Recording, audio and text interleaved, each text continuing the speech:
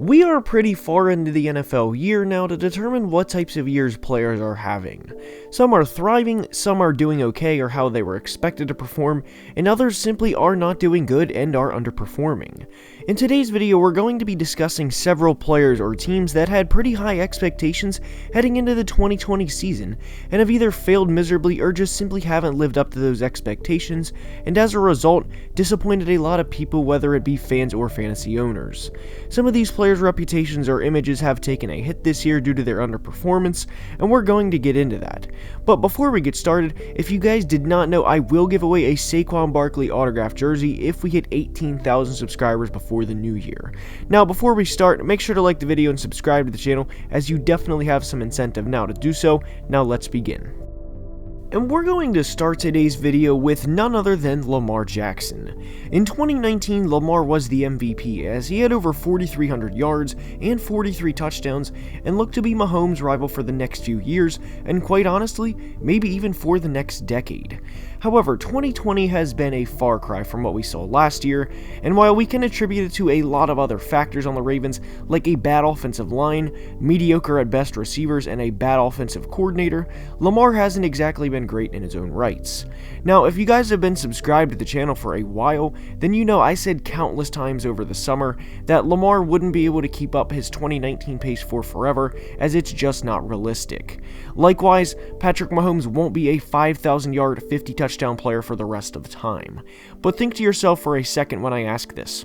Where does this receiving core, and yes, we're including Mark Andrews because he is a big receiver in this offense and a vital part to their offensive success, but where does this rank amongst the rest of the NFL? Marquise Brown, Willie Snead, Dez Bryant, James Proche, Devin Duvernay, and Mark Andrews. Aside from Andrews, those receivers are awful, or maybe not great, but they're not good is what I'm saying, and it is a big reason, and I want to reiterate this, but not the only reason as to why Lamar has struggled in 2020. Marquise Brown has been very disappointing in his own rights in 2020, and through nearly 2 full years, he has less than 80 catches for 1,000 yards and 9 touchdowns. He has just one 100-yard game this year, and while I wouldn't say he's a draft bust, I definitely don't think he's a draft hit or a success or anything like that.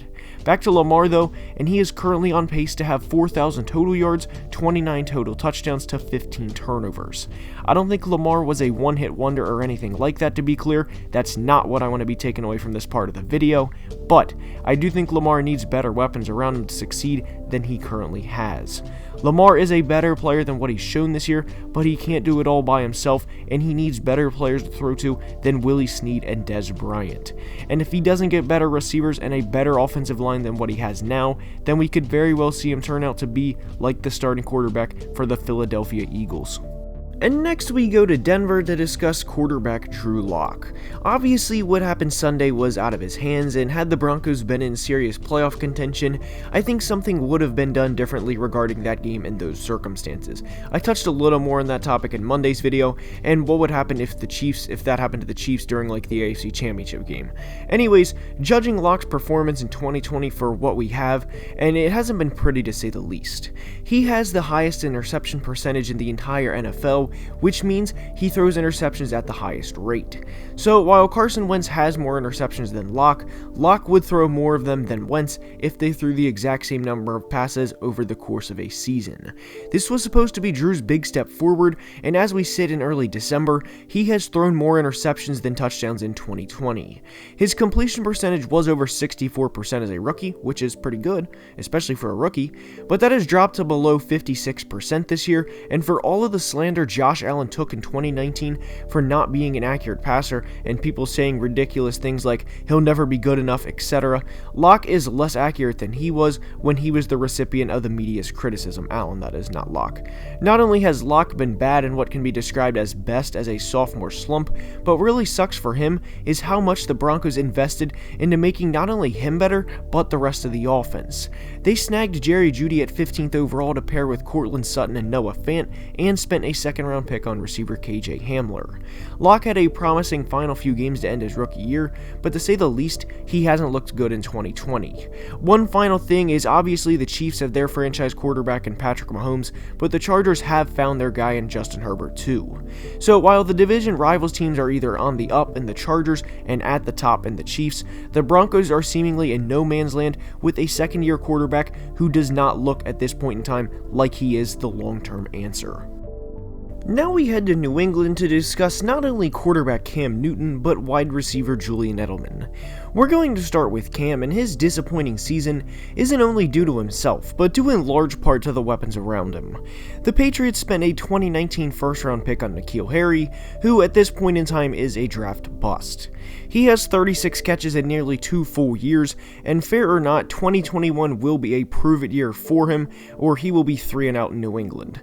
So not only has Cam not been great, but a player who was supposed to be a key contributor, which by the way isn't an unreasonable request from a former first-round pick, has completely failed in his own rights and has let the team down in the process. Cam has just 4 passing touchdowns on the year to 9 interceptions, which I don't have to say this, but that's not good. Credit to him though, as he has 9 rushing touchdowns and at this point in time is on pace to have 14, which would be the most since his rookie year back in 2011. Now, realistic expectations for Cam heading into this year weren't going to have him throw for 37 touchdowns to 6 interceptions and rush for another 800 yards and 12 touchdowns, because that's not realistic, and he didn't even do that in his MVP year. But for Cam to throw for 22 touchdowns to 10 interceptions and rush for another 6 to 7 touchdowns wasn't exactly out of the equation, and credit to Cam as he already has 9 rushing touchdowns, but he very well could do that on another team, but with the lack of help he has around him, it makes this incredibly more difficult. His leading receivers right now, receptions-wise, is Jacoby Myers with 36, followed by Damiere Byrd with 35, and then James White with 34. While the Patriots' skill position players aren't great, Cam has the lowest touchdown percentage of his career by more than double any other year, and I'm not including 2019 as that wasn't even close to a full year. So not only that, but he has a higher interception percentage than any other year of his career too. It goes hand in hand, and I do think Cam could be a decent starter somewhere else. There's not a lot he can do in a situation that is as stacked against him as New England is though, and due in large part to that, he has been a disappointment in 2020. Now for Julian Edelman.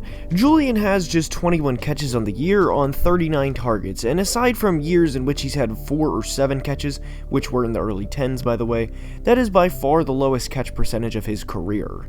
He is 34 years old, so I did expect some regression before he got injured, but to where it was when he played, I didn't expect that much. Julian had one 100-yard game against the Seahawks, whose pass defense was, and really their defense is still atrocious, as of Monday night, they are on pace to give up the 3rd most yards in league history. So aside from that game, Julian didn't have a game over 60 yards and had 4 games with less than 40 yards, including 2 with less than 15. He was only catching about half of his targets, and what surprised me the most about his regression was he was a 100-catch player in 2019. It's not like, and I don't mean this disrespectfully because he is a legend, but Larry Fitzgerald has gradually regressed the last few years, which by the way was expected, but he never went from a 100-catch year to other than 1 game really a non-factor. Larry just didn't do that. Now Julian simply isn't the player he was last year, and due to that, he has been a big disappointment in 2020. And the final player for today's video is Carson Wentz of the Philadelphia Eagles. Now, there's a lot that goes into this one because if you know Carson Wentz's career timeline, then you know he was an MVP candidate in 2017, and of course tore his ACL and had to watch Nick Foles win a Super Bowl with his team. So I think this dates back a few years, but in 2018 with Carson, in my mind, he started the press at the beginning of the year to try and prove that he was still a good player and that it was at that point in time his team. There's never been a doubt about his work ethic or anything like that, like his mindset towards the game. It's just translating that to the field and being able to make plays, which is what he struggled with, especially in 2020. Carson leads the league in interceptions and has the lowest passer rating of his career. This isn't entirely his fault though, as he is in a situation similar to what we said about Cam Newton up in New England. Carson's situation is unfavorable to quarterbacks, as the play calling at times is horrendous, and not only that, but he has bad weapons to work with. Even if a player like Patrick Mahomes or Aaron Rodgers were on either of these teams, they would struggle certainly a lot more than what they do in their situations now. Not only, and to be completely open and honest with you guys, I was thinking of doing a whole video on this topic, by the way. If you would like me to do that, let me know in the comments. But now that Foles is out of the Eagles, they essentially replaced him with Jalen Hurts.